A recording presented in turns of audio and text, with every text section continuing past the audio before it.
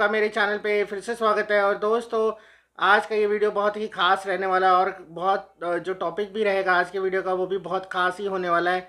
जैसा कि आप लोगों ने शीर्षक देख लिया होगा, जी हाँ, आज का टॉपिक रहेगा जिसमें हम चर्चा करेंगे कि आज का जो युवा है या आज की जो पीढ़ी है वो अपने लिए मकान या घर बनाने में या लेने में सक्षम नहीं है। क्यों नहीं है, इसके ऊपर ही हम चर्चा करेंगे कि ऐसा कारण, इसके पीछे जो कारण है उनके ऊपर चर्चा करेंगे। और आपको हो सकता है ये वीडियो देखने के बाद कुछ चीज़ें समझ आ जाएं और कुछ चीज़ों का आप ध्यान रखिए, तो हो सकता है कि आने वाले फ्यूचर में आप अपना मकान ले पाएंगे।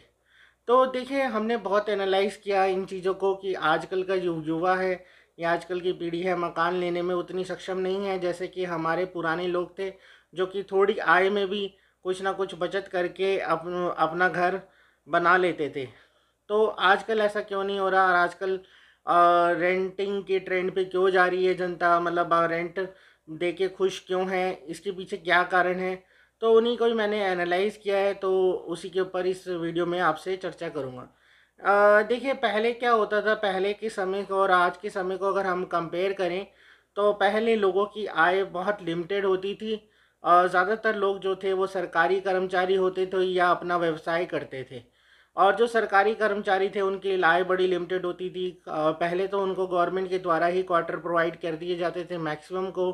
और जो व्यापारी थे तो वो व्यापारी वर्ग था जो वो मतलब उनका भी बिजनेस जैसा जिस का चल रहा है उसके अकॉर्डिंग वो चीज़ें कर पाता था। बट ये रहा था कि मैक्सिमम जो गवर्नमेंट कर्मचारी हैं वो रिटायरमेंट पे अपना मकान कहीं ना कहीं बना लेते थे, क्योंकि देखिए वो जो समय था वो समय जो था, कहते हैं कि सादगी वाला एक तरह से कहेंगे जीवन था। अब आप अपने बचपन को ही याद कीजिए और आजकल के बच्चों को देखिए। आप अपने बचपन को याद करेंगे और आजकल के बच्चों को देखेंगे तो आपको ज़मीन आसमान का अंतर नज़र आएगा। पहले तो किसी के घर में टीवी भी रेयर ही होता था, जैसे हम मैं अपने बचपन की बात करूं। बट आज आप देखें तो बच्चों के हाथ में भी मोबाइल फ़ोन है। तो यही है एक्चुअल में, जैसे जैसे अर्थव्यवस्था में तरक्की हुई, दुनिया ने तरक्की करी, तो उसके साथ साथ कई चीज़ें ऐसी ईजाद हुई जिनका उपयोग नहीं, उपयोग है मतलब जीवन में, मतलब ये नहीं कह सकता कि बिल्कुल उपयोग नहीं, पर कई चीज़ों का अननेसेसरी यूज़ करते हैं हम लोग, और जिसकी वजह से हमारे जो खर्चे हैं वो बढ़ चुके हैं। अब एग्ज़ाम्पल के तौर पे एक फ़ोन था, जब फ़ोन की इजाद हुई पहले एक घर में लैंडलाइन होता था, भाई उसी से सब लोग बातचीत कर लेते थे, हाल चाल पता चल जाता था, तो लोग उसी से संतुष्ट थे। बट आज का समय है हर किसी को फ़ोन चाहिए, अलग चाहिए। मतलब अगर 5 मेंबर है फैमिली में तो पांचों के पास अलग फ़ोन होने चाहिए। और आजकल जो फ़ोन भी है वो स्टेटस सिंबल बन गए हैं। तो अगर किसी के पास सैमसंग के फ़ोन है तो वो सैमसंग के लेता है, किसी के पास आईफोन है तो वो चाहता है कि मेरी फैमिली में सब लोग आईफोन के फ़ोन यूज़ करें। तो ये स्टेटस सिंबल बन गया। ऐसे ही स्कूलिंग की अगर हम देखें, भाई स्कूलिंग मेरे बच्चे ये फलाना फलाना स्कूल में जाने चाहिए, जबकि पहले ऐसा नहीं होता था। बच्चों को मतलब शिक्षा में खैर तब भी प्राइवेट स्कूल थे, बट इस तरह का कंपटीशन नहीं देखा जाता था। लोग जनरली अपने बच्चों को सरकारी स्कूलों में पढ़ा देते थे, सेंट्रल स्कूलों में पढ़ा देते थे, जिससे वहाँ भी उनके खर्चे बचते थे। मतलब थोड़ी इनकम होने के कारण भी वो लोग बचा लेते थे। पर आजकल का समय ऐसा है कि आपने देखा होगा कि बच्चों को इस तरह के स्कूलों में डाला जाता है कि जहाँ खर्चे ही लगभग लगभग ऐसे खर्चे होते हैं जिसमें आप बन जाते हैं। अगर आप खासकर प्राइवेट नौकरी कर रहे हैं और बच्चे की फ़ीस ही इतनी होती है कि आप उसमें ही बंधे रहते हैं, तो आप मतलब एक तरह से पैसा नहीं जोड़ पाते। फिर ऊपर से जैसे मैंने बताया फ़ोन के खर्चे हो गए। फिर शॉपिंग्स की बात हुई, अगर हम शॉपिंग में जाते हैं, पहले क्या होता था कि लिमिटेड चीज़ें होती थी, ऑनलाइन शॉप नहीं था, बहुत सारी चीज़ें नहीं थी। अब क्या है, हम मॉल वॉल जाते हैं या फिर ऑनलाइन शॉपिंग करते हैं, अननेसेसरी जो चीज़ें हमें रिक्वायर्ड भी नहीं होती वो भी ख़रीद लेते हैं। और ऐसे ही अगर हम गाड़ियों की बात करें तो गाड़ियों में भी पहले इतनी जल्दी लोन नहीं होता था, बट ये जैसे लोन फैसिलिटी आ गई और फिर एक कंपटीशन की भावना जैसे रही लोगों के अंदर, तो उन्होंने गाड़ियां खरीदने लगे। अब हर किसी की सैलरी अगर 25-30 हज़ार भी है तो वो भी कार ले रहा है। पहले तो टू व्हीलर भी किसी किसी के पास ही होता था, लोग मैक्सिमम साइकिलों में चलते थे, और टू व्हीलर भी अगर कोई ले लेता था तो वो भी बढ़िया बात होती थी।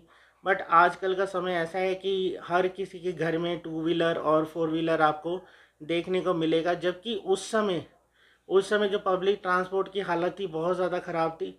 आज की हालत, मतलब ठीक है, मैं मानता हूँ कि भीड़ भाड़ हो गई है, जनसंख्या भी बढ़ गई है, बट आज जो फैसिलिटी मिल रही है आपको पब्लिक ट्रांसपोर्ट में, उस समय इतनी पब्लिक ट्रांसपोर्ट नहीं होते था। मुझे आज भी याद है अपना वो बचपन का समय, जब हम किसी बस स्टैंड पे खड़े होते थे और काफ़ी घंटों तक वेट करते थे बस का, तब एक वो बस आती थी।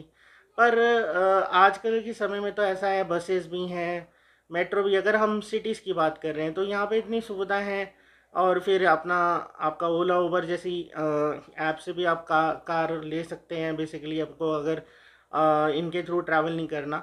अगर आप बिल्कुल बसेस में नहीं जाना चाहते, मेट्रो में नहीं जाना चाहते, बट फिर भी आप देखिए कि लोग गाड़ियाँ लेते हैं, बड़ी बड़ी गाड़ियाँ ले रहे हैं। ठीक है, यहाँ से ये देखिए पैसा कहीं ना कहीं इकोनॉमी में बूस्ट भी हो रहा है। मैं ये नहीं कह रहा कि हाँ सारा पैसा बाहर चले जाता है, बट इकोनॉमी में लग रहा है, इन कंट्री की ग्रोथ हो रही है, ये सारी चीज़ें अच्छी हैं। पर अगर आप ये देखिए इन खर्चों को अगर आप कैलकुलेट करेंगे, आपने गाड़ी की ईएमआई देनी है, आपने क्रेडिट कार्ड लिया है जिससे अननेसेसरी शॉपिंग की है उसकी ईएमआई देनी है, आपने बच्चों की फ़ीस देनी है, तो अगर आपकी देखिए कितनी भी सैलरी हो उससे कोई मैटर नहीं करता जब इतने सारे खर्चे होते हैं। क्योंकि ये देखा गया है जैसे जिसकी इनकम होती है वो वैसे ही खर्चे करता है। तो उसका मतलब एट दी एंड जब मंथ का एंड होता है, खासकर जॉब वाला और प्राइवेट जॉब वाला, वो लास्ट में एकदम खाली हो जाता है, लास्ट के दिनों में उसके पास पैसे नहीं होते हैं। यही हाल सब लगभग होता है, चाहे आप 2 से ढाई लाख रुपए कमा लीजिए, चाहे आप 4 लाख रुपए कमा लीजिए मंथली, बट सबका हाल यही होता है मैक्सिमम। क्योंकि हम अननेसेसरी खर्चे बहुत कर रहे हैं, अननेसेसरी हम चीज़ों पे पैसा लगा रहे हैं, जिन चीज़ों पे हमें पैसे लगाने की ज़रूरत नहीं है उन पे हम पैसा लगा रहे हैं। गाड़ी छोटी से भी काम चल सकता था, बट हमने दिखावे के लिए लोगों को बड़ी गाड़ी ले ली। तो ये सारे खर्चे हैं जो हमें मार रहे हैं, ना पैसा जुड़ रहा है। तो आप मकान कहाँ से ले पाएंगे जब पैसा ही नहीं है हमारे पास, इनिशियल पेमेंट ही नहीं है। फिर ऊपर से अगर हम बात करें प्रॉपर्टी मार्केट की, तो प्रॉपर्टी मार्केट में एक तरफ से उछाल देखा गया है। जैसे जो 2011 या 12 में जिस तरह से मार्केट उछली थी एक बारी, तो वही उछाल उस लेवल का तो नहीं मैं कह सकता, बट अभी फिर भी एक अच्छा खासा उछाल देखा जा रहा है। तो जिसकी वजह से भी आप अब लोगों की हिम्मत टूटती जा रही है। और बाकी देखिए मैंने और भी डाटा पढ़ा है और भी डाटा एनालाइज किया, और तो मैंने उसमें ये पाया कि जो इंडियंस की इनकम है, या इन्फ्लेशन की बात करें, जो इन्फ्लेशन के ऊपर हम पहले बात कर लेते हैं कि जो इन्फ्लेशन शो की जा रही है वो लगभग, अगर हम पिछले 10 साल का डाटा उठा के देख लेते हैं, तो गवर्नमेंट तो क्लेम कर रही है 7 से 8% का इन्फ्लेशन है, बट वो 7 से 8 का नहीं है, कम से कम वो 10 से 15% के बीच में का इन्फ्लेशन हो चुका है। तो अगर आपकी आय, मतलब आपकी आपकी रेगुलर इनकम, आप चाहे सैलरी से कमा रहे हैं चाहे आप कोई और किसी धंधे से कमा रहे हैं, अगर आप एनुअल ही 10% नहीं मतलब कमा रहे, तो कम से कम उस इन्फ्लेशन कोई भी नहीं आप बीट कर पा रहे। आप मतलब आपका जो पैसा है वो घटता जा रहा है, आपका पैसा लॉस में जा रहा है।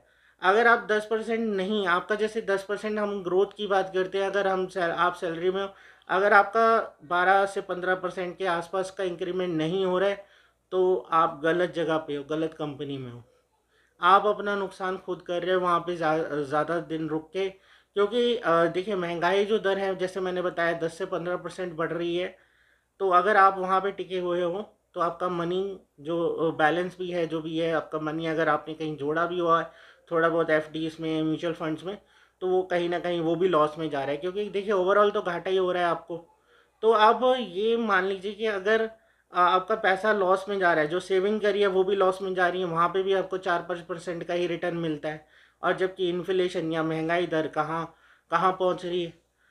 तो इस तरह से देखा जा रहा है। और ऊपर से अगर हम रियल एस्टेट की बात करते हैं तो पिछले 10 साल का अगर हम डाटा उठा के देखते हैं, तो रियल एस्टेट में भी जो अगर 11-12 की ग्रोथ है, फिर बीच में इक्का दुक्का परसेंट बढ़ता रहा, फिर आपकी ग्रोथ, तो एवरेज जो एक ग्रोथ निकल के आ रही है 10%। तो आप अगर 10%, मैं कहता हूँ 10% का तो मायना है कि अगर आपको 10% मतलब मिनिमम 10% इंक्रीमेंट नहीं हो रहा है हर साल, तो आप हर जगह पे पिछड़ रहे हैं। आप कुछ नहीं ले पाएंगे अपनी ज़िंदगी में अगर इसी तरह से चलता रहा, क्योंकि देखिए 10% का तो वो जो बेंचमार्क हो गया, एक सेट हो गया है कि भैया इसको तो मुझे बीट करना ही है। और ये कंपनीज को भी समझना चाहिए, जो भी जहाँ पे भी देखिए कंपनी जो इंडिया में ऑपरेट करनी है, या फिर चाहे वो लाला कंपनी हो चाहे वो एमएनसीज हो, क्योंकि अगर 10% इन्फ्लेशन के हिसाब से आप अपने एम्प्लॉयज़ को इंक्रीमेंट नहीं दे पा रहे, या बिजनेस नहीं इंक्रीज हो रहा है 10% के हिसाब से, तो आपकी कंपनी भी कहीं फ्यूचर में कभी भी लॉस में जाएगी। एम्प्लॉय तो ऑब्वियसली आज नहीं तो कल छोड़ देंगे, अच्छे एम्प्लॉय जो भी बिजनेस ला भी सकते थे इन फ्यूचर, मतलब ओवरऑल सबके लिए लॉस होगा, मतलब आप समझ जाइए। और इसी तरह से अगर आप रियल स्टेट में, अगर आप मतलब इस तरह से आपकी कमाई आप 10% भी हर एनुअली नहीं ग्रो कर पा रहे, तो आप रियल स्टेट में कुछ नहीं ले पाएंगे। तो यही कुछ कारण हैं जिसके मतलब कि जैसे मैंने आपको बताया, फजूल खर्चे हो गए, फिर ऊपर से महंगाई दर के हिसाब से इनकम नहीं बढ़ रही लोगों की। तो ये कुछ कारण हैं जो कि हमें प्रॉपर्टी नहीं लेने दे रहे। जो इनिशियली फ़जूल खर्चे हैं उससे हम क्या होता है कि फ़जूल खर्चों को रोक के हम कुछ डाउन पेमेंट इकट्ठा कर सकते थे, जो कि उन फजूल खर्चों की वजह से नहीं हो पा रही। और यहाँ पे जब क्या कहते हैं महंगाई दर इतनी बढ़ रही है और हमारी सैलरी उस हिसाब से नहीं बढ़ रही, तो एक इनसिक्योरिटी भी रहती है माइंड में। और ख़ासकर ये प्राइवेट जॉब्स वालों की बात की, यार उतना ईएमआई हम दे पाएंगे नहीं दे पाएंगे, इतना लोन ले लेंगे, तो इस तरह की टेंशन रहती हैं। जो कि पहले जैसे मैंने आपको बताया कि पहले के टाइम में लोग गवर्नमेंट जॉब में ज़्यादा थे या फिर अपने बिजनेस वगैरह ऑपरेट करते थे, तो वो गवर्नमेंट जॉब में जो सिक्योरिटी थी वो आजकल उसका भी अभाव है। जो प्राइवेट जॉब में आपको पता है कि कोई सिक्योरिटी नहीं, आप कितना भी अच्छा परफॉर्म करते आए हों, आपकी एक गलती हो जाए तो कंपनी आपको मतलब आगे नहीं रखती है या उस निकाल देती है। तो ये सारी चीज़ें हैं जिनको मैंने एनालाइज किया, इनको समझा, और यही कारण उभर के आ रहे हैं कि जिस वजह से आज की जनरेशन जो है वो मकान लेने में सक्षम नहीं है। और आपने देखा भी जा रहा है कि अब जो नेक्स्ट जनरेशन आ रही है या आगे के लोग और आ रहे हैं, इवन दो आप अपने बच्चों को देख सकते हैं कि अगर आप अभी नहीं बना के कुछ दे पा रहे अपने बच्चों को, तो इन फ्यूचर भी बच्चे कुछ नहीं बना पाएंगे, क्योंकि इस जिस तरह से चीज़ें ट्रेंड में चल रही हैं। तो आप अभी से देखिए, आपको सतर्क होना है। इनकम देखिए, इनकम के लिए मैंने जैसे आपको बताया कि अपने फजूल खर्चे जो भी आप फालतू के खर्चे, अगर आप अपने बच्चों को घर लेके देना चाहते हैं, ये नहीं चाहते कि भी मेरा बच्चा भी इधर बदर इस तरह से ही रेंट पे रहे जैसे मैं अपनी ज़िंदगी बिता रहा हूँ, तो आपको अपने आज से ही फिजूल खर्चों पे रोक लगानी पड़ेगी। और कहीं ना कहीं एक लमसम अमाउंट जोड़ना पड़ेगा जो कि इनिशियली डाउन पेमेंट में आप यूज़ कर पाएँ। और इनकम बढ़ाने के लिए भी आपको देखिए, वो खुद ही आपको प्रयास करने, जीवन एक ही बार मिलता है, जीवन में कहते हैं एक बार मिला है, तो इसमें आपको ही अपने हाथ पांव मारने पड़ेंगे और ढूंढने पड़ेंगे विकल्प जहाँ पे आपकी इनकम बढ़ सके।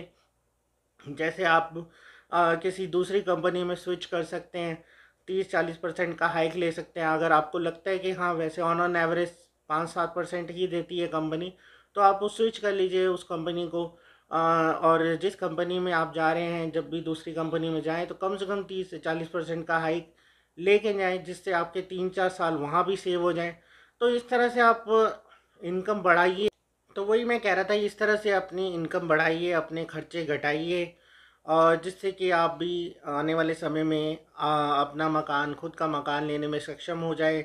और देखिए, जो ये मकान या कोई और तरह की इन्वेस्टमेंट, अच्छी इन्वेस्टमेंट अगर आप करते हैं, तो बच्चों के लिए भी वो आगे सिक्योर, एक तरह से फ्यूचर सिक्योर करती है।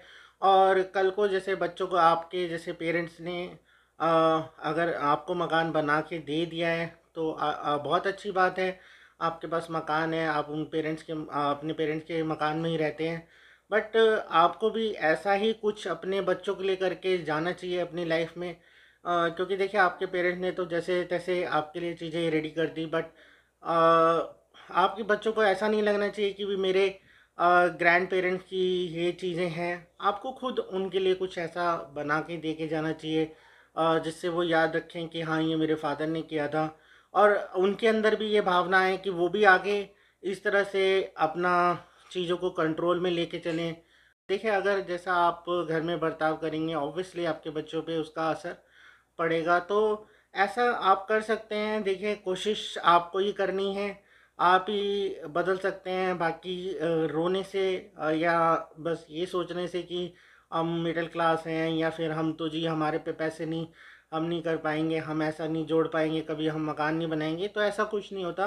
हर कोई कर सकता है। इवन दो मैंने खुद किया है ऐसी चीज़ें, मतलब मैं आपको बताऊं तो मैंने खुद अपने इस तरह से खर्चे रोक के, फालतू के खर्चे रोक के, अपना पैसा जोड़ के अपने लिए प्रॉपर्टी बनाई है। चाहे वो अफोर्डेबल फ्लैट ही हो, बट अपने पैसों से कमाई हुई, अपने क्या कहते हैं सेविंग से जो बनाई हुई जो चीज़ होती है उसकी आपको खुशी एक अलग ही मिलेगी। और एक तरह से वो आपके बच्चों के लिए भी इन फ्यूचर देखिए जो प्रॉपर्टी होती है वो काम आती ही आती है। कि क्योंकि प्रॉपर्टी प्राइजेस की हम बात करें तो अप डाउन छोटा मोटा हो सकता है, बट ऐसा नहीं होता है कि आपने प्रॉपर्टी आज 1 करोड़ की ली तो कल वो 5 लाख की जाएगी, ऐसा नहीं देखा जाता।